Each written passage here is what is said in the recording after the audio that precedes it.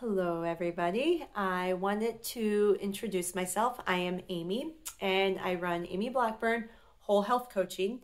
And there's just some things that I've added to my own health and wellness practice, or in the process of adding, that I'm just really excited about getting on here more and sharing with my community. And one of those things is actually I'm going through the Integrative Health Practitioner course run by Dr. Stephen Cabral. And just little by little, I'm going to start doing a few more segments on some topics that I'm finding so helpful, not just for myself, but I feel are going to really benefit so many people out there, because through this pandemic, we have learned that your health is priceless, and what you're doing prior to actually possibly getting sick is going to have more of an impact on overcoming illness than anything you can do. So it's more about preventative health care. And of course, we're all going to get sick at some point, but it's the rate at which you rebound from sickness and illness that's going to have, your diet, your lifestyle factors, stress management, those kind of things are going to have a huge part in how well you overcome possible illness, because it's inevitable. You're going to get sick. So if you get through this pandemic with not getting COVID, that will be a huge step and a huge accomplishment. But what you do prior to all that, like I said, is going to really matter. I just had my own bout with COVID last week, and honestly, it didn't take me down in ways, and I lost my sense of taste and smell, but it didn't take me down. And I want to touch on some of this. My taste and smell came back within 2 days, 3 days. I had still a couple, like coffee is the only thing that still doesn't taste normal to me. But I truly believe what I had been doing, especially the weeks leading up to having contracted this, really impacted how quickly I came back. And so one of those things was I went through a 21-day detox through Dr. Stephen Cabral. And with that being part of that detox was fasting. So that's why I want to touch on this today, because I'm kind of convinced it may have helped me in my own healing journey from COVID.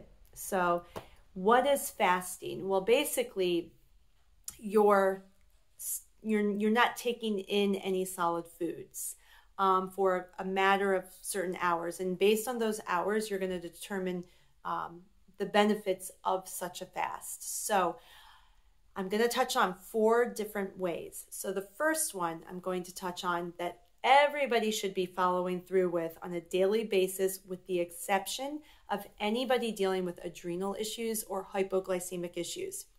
So what is that? That is a daily 12-hour fast. And through those 12 hours, you're not having any solid food for the matter. So what does that mean? Well, how can we look at that? Well, basically, if you finish dinner at 6:30 p.m. Saturday night, you are not going to eat anything until anytime between 6 and 8 a.m. 8 a.m. is kind of like the optimal window. So between 6 and 8 a.m., now you're going to break the fast with your breakfast. But each day of the week, you're going to have at least that 12-hour frame of time. 12 to 13 hours is okay for your body to just remove, kind of like your digestion to take a break, and your body to, and liver in particular, to be able to go through and remove toxicities that you've just been engulfed with throughout the day. It's inevitable. We are going to be engulfed by toxins. There are 77,000 different chemicals and toxins out there, and it's impossible to remove yourself or to eliminate each and every one. It really is.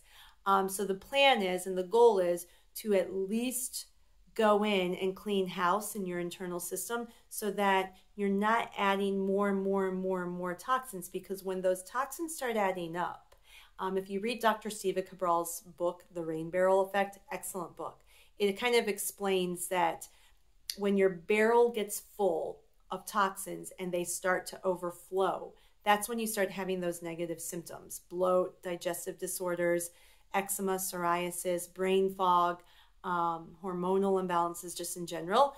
that means the body has so many toxins that the liver can't handle it anymore. So when you do a 12-hour daily fast, it's allowing the body to at least have those 12 hours to go through and the liver to detox as much as it can from just your daily exposure to toxins, whether it's food, air, heavy metals, pollution, those kind of things. So that 12-hour fast is one of the first ways that you can allow your body to begin to heal. And everybody can do that, like I said, children, adults, elderly.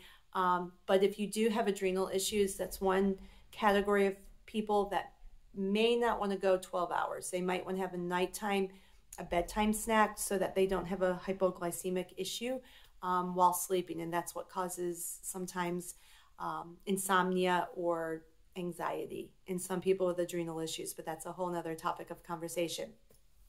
But the 12-hour daily fast is the first recommendation in a fasting lifestyle. So again, I think anybody that's not too difficult. If you finish dinner, just be done for the night. And then wake up the next day, have your lemon water. In the first thing in the morning, you might wait an hour after having that, because lemon water, you guys, the benefits of that is it helps remove lactic acid buildup in your joints. So it's going to kind of remove some of the acid from your body in general. But it also is going to wake up your bile ducts.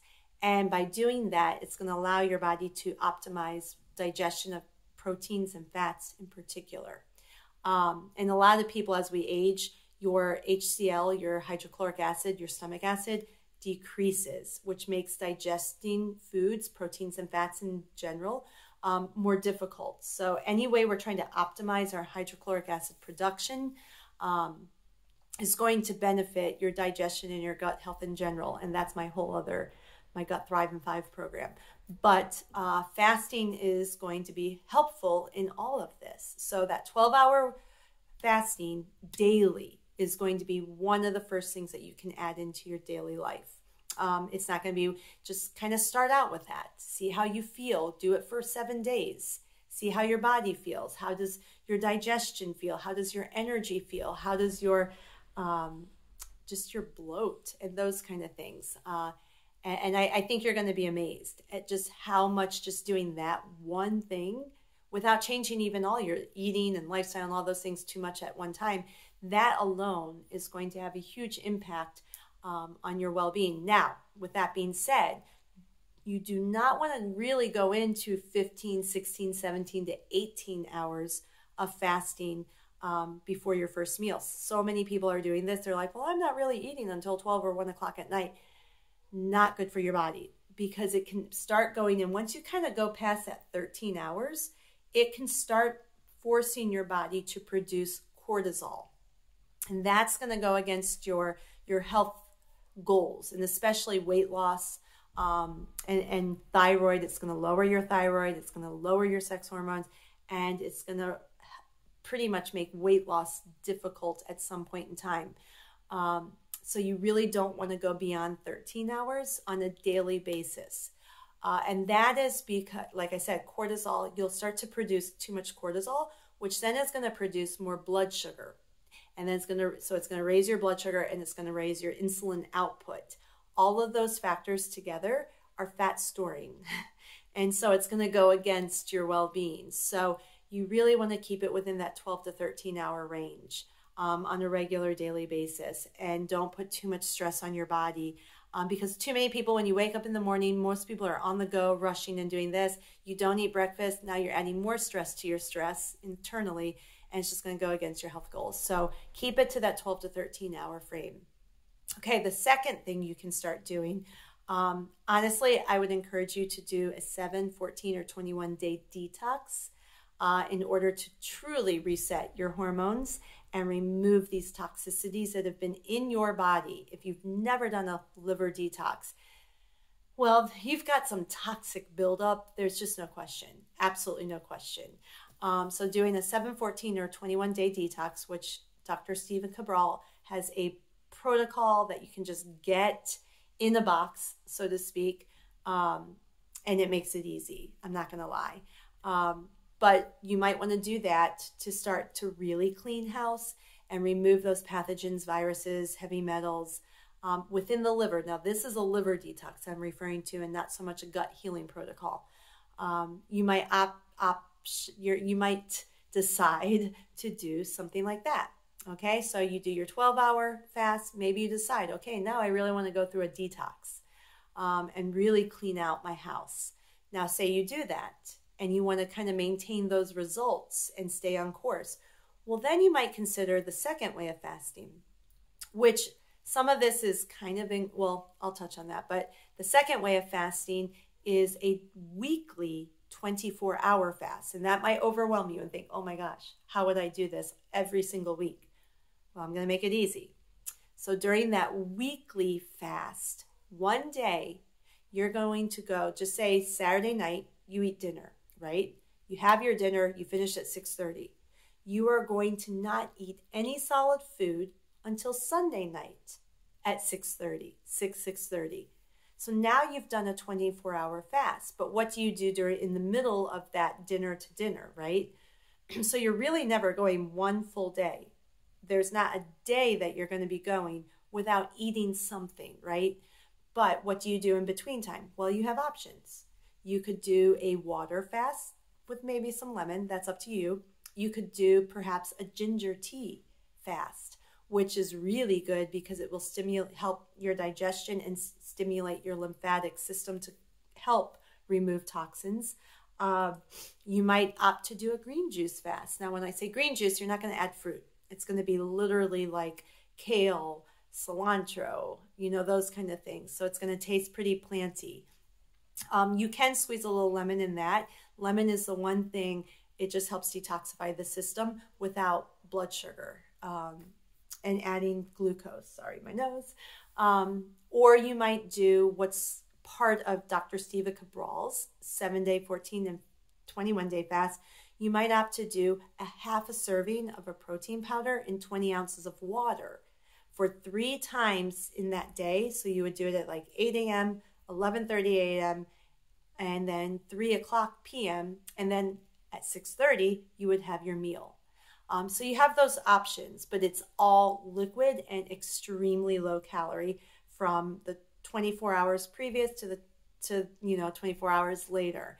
But again, you're not going to go a whole long, beyond you.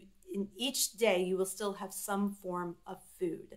Now, with that being said, when you break your fast, you want a meal that's not overly, heavy on protein, heavy on fat, You want a meal that's going to be a little easier on your digestion. So a good rule of thumb is the fork test. Can your fork kind of like smash through the foods? If the meal can, then that's a good option because it means it's going to be a little easier to digest. So mainly cooked vegetables, potatoes are good, lentils, or maybe even just a full-on smoothie would be a good option. Now that would be a weekly 24-hour fast. So a good time to do that, if you tend to go out to dinner Friday night or Saturday night, it would be the day after going out to dinner when your system might just need a break because you had more sugar, you maybe have had more alcohol, you may have more sodium, fats, those kind of things. Following those days would be a good opportunity to do a 24-hour fast. I tend to do mine Saturday into Sunday evening, and I have noticed a difference. So that's the second form of fasting. Now the third form of fasting is a 48-hour to 72-hour fast, which is 2 to 3 days. This is just part of Dr. Stephen Cabral's 7-14-21-day protocol. At the beginning of each week, you are to do a 2.5-day fast. That one gets hard. I am not going to lie. It's hard because, again, you do basically, and it's depending on how you want to do it, but for me, it made more sense because a little bit of protein is necessary for the detoxification process. But for instance, you would do 2 days in a row of the half a serving of protein powder in 20 ounces of water 4 times that day. So you would do 8 a.m., 11:30, 3 p.m., and then 6:30. simply that half serving. So it's pretty much roughly 200 calories. You would do that, just say, let's say Saturday and Sunday. Then Monday morning, you would break that with a full serving of your protein powder and 20 ounces of water. And then Monday at 11:30, you have your first full solid meal, typically plant-based protein, a little easier to digest. That would be once a month that you might decide to do that. You don't have to, but it might be something that you an option that you choose to do. And that can, again, it's what all these fastings, and I didn't touch on this yet, it creates your body, it causes your body to go into autophagy, which is basically when you're not providing glucose and fuel for your body has to find it somewhere. And so where it finds this energy, right, to get through the day, it's going to be pathogens, viruses, heavy metal. It's going to go in and it's going to eat stuff like that up for fuel and for energy.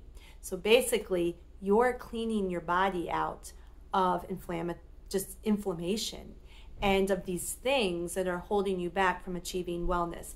Now, through my Gut Thrive in 5 program, that was a huge part of the pathogen purge. The very first week of pathogen purge of that program, which is step 2, you go through a 4-day bone broth cleanse, basically detox. And again, it's providing the body bone broth, super healing for the gut. So that's why bone broth is part of it. But you're getting the protein and the amino acids and some of the vitamins and minerals needed to detox. But you're kind of speeding up. You're just giving your body a little jump start on the purge of whatever it is you're trying to get out of your system. So this is very similar in terms of you're going into autophagy, which if you look that up, autophagy has been a huge part of when people are going through, trying to overcome cancer and whatnot, because it allows the body to eat up some of the old cancerous cells. So that's basically the premise of doing even a 12-hour, a 24-hour, and then if you go into the 2 to 3 day, it's a little bit at a deeper level from there. Great for balancing out hormones, your blood sugar, your insulin, and whatnot. So that's the third type of fasting. And then the fourth type is a 3, 5, or 7 day. That's up to you. Depending on, some religions do this, right? I don't know if I could go beyond the 2.5 days. It was tough on me. Now, let me kind of caution people. If you do have adrenal and thyroid issues, I don't, like when my clients in the Gut Thrive program, I often recommended the bone broth fast with food, because you can't, if you have low thyroid, you really can't afford to dip down lower. Or adrenal issues. It could go against your well-being rather than support it. It could raise cortisol and all that kind of mess. Rather than balance your hormones, it could cause a hormonal imbalance even more. So again, you need to be very cautious when you have adrenal or thyroid issues. I believe the 12-hour fast with thyroid issues, absolutely fine. And adrenal issues, even, you just have to pay attention to your body. When I was really bad with adrenal fatigue or adrenal dysfunction, I definitely had hypoglycemic episodes at night, and that was night sweats. So when people are telling you perimenopausal, no, and this is going on like 6 years ago, and people are like, oh, it's perimenopausal. No, it was blood sugar drops due to adrenal dysfunction. So in those situations, again, any sort of fast, be a little cautious about. And again, let me tell you guys this too. Keto is not a detox, and anybody following a keto lifestyle, it's okay for a small window of time, a week up to 21 days. But beyond that, it could go against, again, your thyroid and your adrenals and those kind of things. So you have to just be really, really careful and whatnot. And if you did decide to do the 3, 5, or 7 day, my recommendation is definitely make sure, especially 5, 7 day, be under the care of a medical professional. You don't want to mess around, you just to be very safe. about each step and listen to your body. In any sense or shape or form you're feeling like way sick or way off, don't test your body any further to see how far it can go. Listen to your body, understand it. And I will say this, like the first time I did Dr. Steva Cabral's 7-day detox, which was going on 3 years ago now, I believe so firmly, so highly in this particular detox. And it's been the only one that I've used now going on 3 years. But the first time I did the 7-day, I struggled.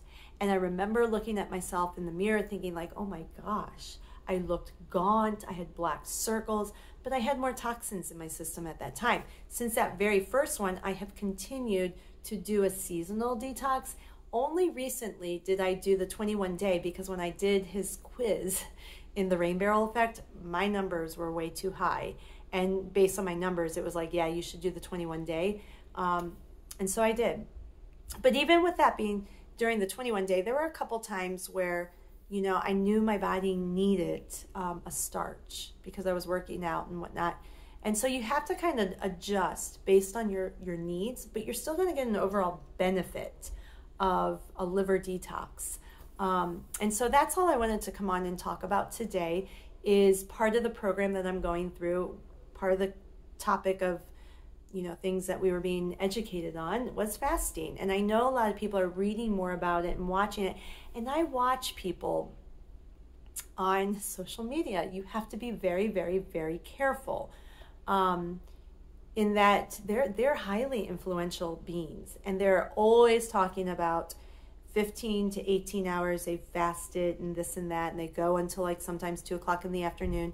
And you guys, you can do more harm to your hormones than you can benefit. And so it's just be really, really careful. And that's why I'm so glad I'm going through this program because I'm learning the science behind all of it. He's big on science. So he has great podcasts, great YouTube station. And now I feel so fortunate. I've already been through the Institute of Integrative Nutrition, got my certification as a health coach, and then a hormone health specialist. Then I went on to do the Gut Thrive in 5 practitioner program through the whole journey. Amazing. That's my signature program, GT5. So if you have any issues with gut dysbiosis, you may not even know. If you're dealing with infertility, not just bloat and gas, acid reflux, you know, there's so many things, fibromyalgia, joint pain, again, adrenal, thyroid issues, all that. The Gut Thrive in 5 program is a really good first step. Then I would even recommend going into a liver detoxification program such as this. So I'm very fortunate to have consistently kind of gone into ways in which I'm learning about the science of a lot of this. Because even with a Gut Thrive in 5 program, you have to be very careful because people out there will say, follow this and this and this. Not necessarily. Like for instance, with SIBO, you don't want to add a probiotic in until step 3. So it's like you can't just follow the general rule of thumb. And so really make sure you're working with a knowledgeable practitioner that can guide you through some of this. Because if you're going to invest, right? If you're deciding, I'm ready to feel well. I'm tired of society telling me that it's just part of age. It's just part of getting older. Hair loss, energy issues, you know, the fatigue, the brain fog, joint pain. And when people tell you, oh, that's just part of getting older, or even back when I was having adrenal dysfunction, oh, perimenopausal, you just got to deal with it. And I'm so glad I did not accept that as my answer. Because here I am years later, and honestly, I feel in many ways the same that I felt in my 30s. Do I struggle with energy issues? Yes, because I'm very susceptible to stress. My stress response is a little lower than some other people's, so I deplete faster. So again, my point being is if you're dealing with any of this stuff, don't just accept it as getting older. Seek out mentorship, seek out coaching, seek out professionals who have been educated in ways that like the science is backing it up and this and that so that you can truly heal and get back to living again. And so fasting is one of those ways to age a little bit better. It's truly an anti-aging practice. So if you have any questions, my website is amyblackburn.net. And then you can follow me on Instagram at Amy_whole_health. And then you can find me on Facebook as well. So I'm a little bit more active on Instagram, but I want to start doing more YouTube. So if you like this video, thumbs up so I know people are watching it. And feel free to share it with anybody who you feel might benefit. Again, it's a great fasting, 12 hours and 24 hours in particular. Great way for pulling out those toxicities that are living in our fat cells and causing us to swell and feel like we're gaining fat, but it's not necessarily fat. It's just toxicity. So yeah, just wanted to come on and tell you guys what I am learning. So stay tuned, because more and more things I learned through the Integrative Health Practitioner course, I will be coming on here and I'll be sharing with you all, such as weight loss protocols, weight management, weight gain. Yes, people need to do that even, and so much more. So fork tests, that was one of the things I learned. So the fork test is a great little way to, if you're having digestive issues, to measure what kind of meals you should be creating in order to allow your digestive system to heal a little bit more. So anyways, have a wonderful day, and I hope you found this helpful. Okay, bye guys.